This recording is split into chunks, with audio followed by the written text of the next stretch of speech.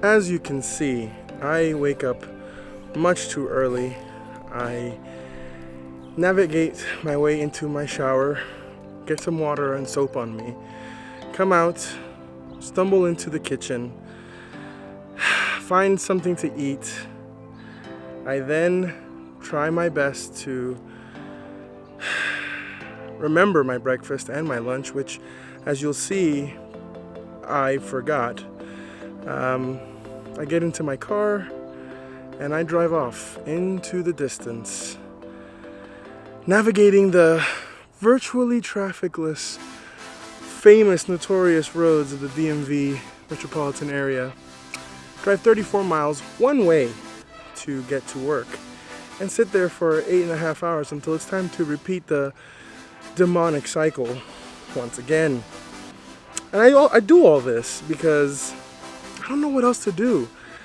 I've always done this since I started living up here, and I've been too afraid to try anything else. But I'm thinking that some lessons I learned in the past might be able to lend me some good wisdom for the future.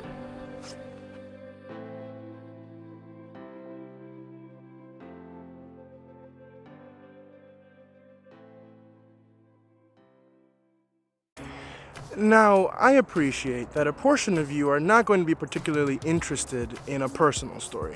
I guess there's something about not really identifying with any of the characters in the story makes it tough to follow along. And for those of you who are such brave and fearless souls, I have set up anything, right here on this side of the screen to keep you entertained while I pour my heart out for you in a desperate and loving manner.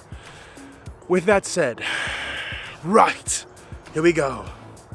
So this one time in college,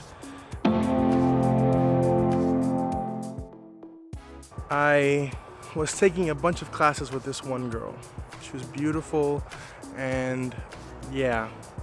And I really started having an issue with how powerful my heart was beating when she was around. Let's just say that. We had 4 of my 5 classes together. We ate some of our meals together. We would study for all of our tests together. It was a problem. She played soccer and she was really good too. And that's like part of my love languages, which is like one that I penciled in, soccer. So I would go back to my room after being, around her in the same atmosphere, breathing in her aura. And my roommate would say, "Hey man, why don't you tell her how you feel?" And I said, "No, I know how that's gonna go." Mind you, I had never told a girl in my life that I liked her, and I was in college, right? So one day I get back to the room and he sees me and he's like, "Okay, let's go to Taco Bell." Step number 1, trick him with food. Always works. He takes me to Taco Bell. He pays for my meal. On the way back, satisfied, he says, "Hey, tonight you're gonna call her and tell her to at least meet you up so you can tell her how you feel."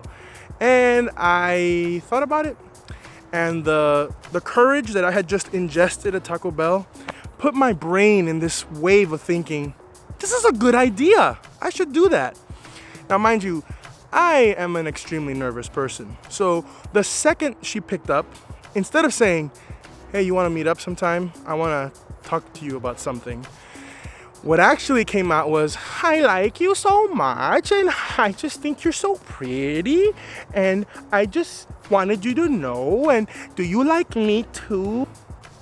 She said, oh my gosh, that's so funny you mentioned that, because you see, I've just been crazy about you since day one. I made that up. That is not what she said. What she actually said was, I wish you had told me earlier so that I wouldn't have spent so much time with you and done this to you. And I said, way to think about me. That's so generous and kind. Now I'm gonna pick up my broken heart and go back to my dorm room, lock myself in there for a week, not eat, not drink anything, not leave the room because of shame, shame. And only watch Top Gear reruns with the old crew, Jezza, Hamster, and Captain Slow. That's all I did. The only sane thing you would do, right? Well, my roommate saw the pitiful state of my emotions, and he called one of my best friends. Let's call him Tim. Called Tim. Tim said, hey, come to my room. Now, mind you, he was a resident assistant at the time, and he lived on the other side of the dorm. I didn't want to go there. But I went, begrudgingly, sat down in his room. He folds his arms and tells me, Didi, what ails you? And I said, all right, bro, it's pretty simple.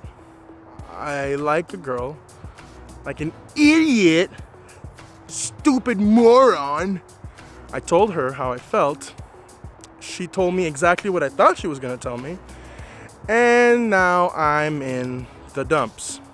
He said, well, first of all, let me apologize to you just on behalf of humanity for your teenage drama. And I said, oh, okay, wise guy.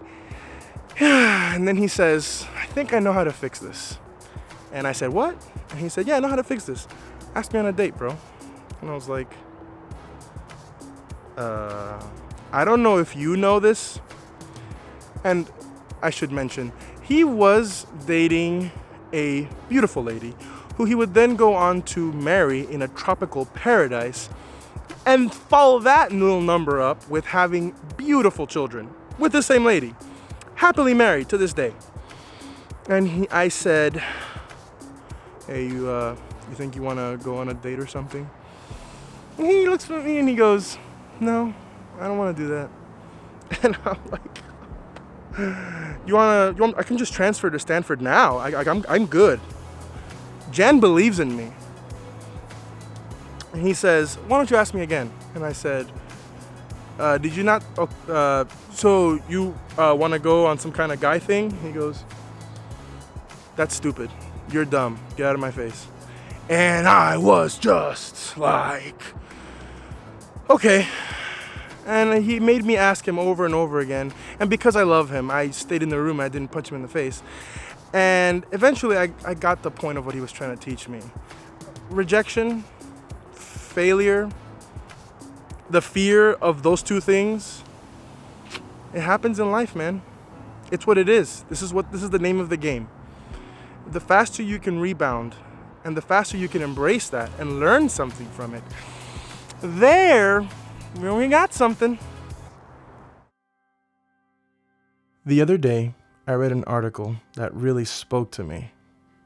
It's funny how satire can speak to the heart of matters, but in a funny way. It's like I feel like this sums up my relationship with getting on with something like YouTube.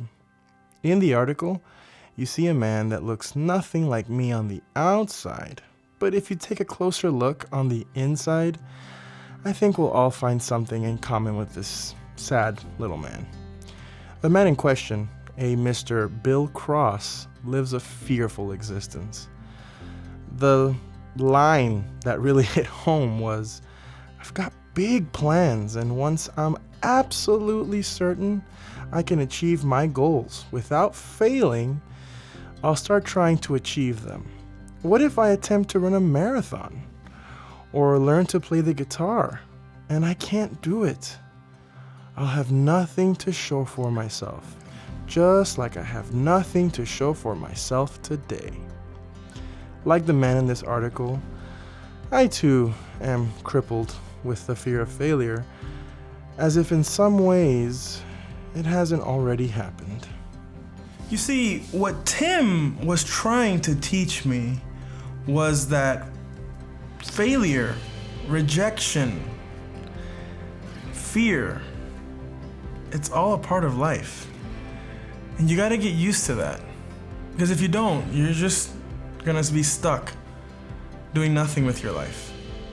I drive every day 34 miles one way at an ungodly time of the morning. I get to work, I work for 8.5 hours doing a job I could care less about. I love the people I work with, but the job is just soul-sucking. I get into that same car, drive another 34 miles, but this time in traffic for about an hour to an hour and a half each time. You know why I do those things? Every single time I have to go to work? It's because I'm scared of changing. I'm scared of trying something else, being vulnerable. Sometimes you gotta remind yourself the lessons that you've learned before, and this is one of them. It's not about making a video that tanks, or not making a video at all, because you're scared that no one's gonna watch you. If you don't make the video, no one's gonna watch you. At least make the video. Learn, create, repeat. And so that's why I'm here. You see, life, as we've all found out recently, life is too short. Life is too short to be stuck in a dorm room, sad because a girl doesn't like you. Life is too short to not try out new ventures, to get rid of all the excuses you've always told yourselves and try something new for you. Because life is too short to not get on a helicopter and go support your daughter at her basketball game. Because life is too short. My name is DDA. Welcome to my YouTube channel.